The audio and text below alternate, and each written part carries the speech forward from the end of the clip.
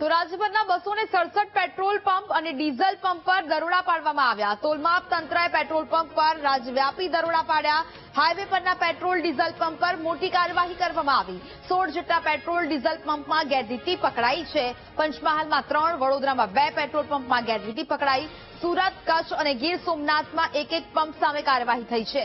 અમરેલી, ભાવનગર, બોટાદ, મોરબીમાં એક પંપ સામે કાર્યવાહી। સુરેન્દ્રનગર, મહેસાણા, સાબરકાંઠામાં એક પંપ સામે કાર્યવાહી થઈ। 16 પેટ્રોલ પંપ સામે કાર્યવાહી કરીને દંડ વસૂલાયો છે। નિયમો અને જોગવાઈઓનો ભંગ કરતા હતા। રૂઢિ સ્ટાન્ડર્ડ કેપેસિટી મેજર ન રાખતા કેપેસિટી મેજર ફે ચકાસણી મુદ્રાંકન ન કરનારા પેટ્રોલ પંપ સામે કાર્યવાહી થઈ છે।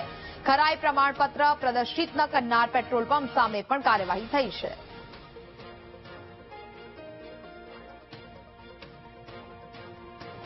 સંવાદદાતા મેહુલ ફોન લાઈન પર જોડાયા છે। મેહુલ, રાજ્યભરના અનેક પેટ્રોલ અને ડીઝલ પંપ પર દરોડા પાડવામાં આવ્યા છે, શું વિગત?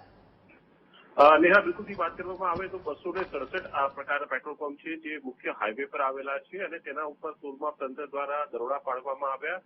રાજ્યવ્યાપી આ દરોડાની અંદર 16 જેટલા પેટ્રોલ પંપની અંદર ગેરરીતિ જે છે તે જણાય છે। જેની અંદર સ્ટાન્ડર્ડ કેપેસિટી મેજર ફેર ચકાસણી ન કરવી, ડિસ્પેસિંગ યુનિટનું ફેર ચકાસણી ન કરવી સહિતની જે બાબતો છે તેનો સમાવેશ થાય છે।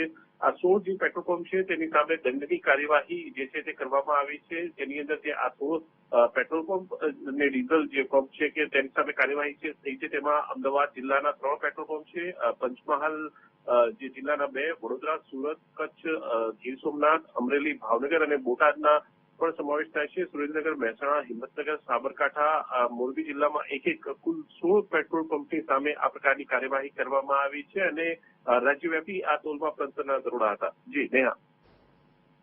બિલકુલ મેહુલ, જાણકારી બદલ આપનો આભાર।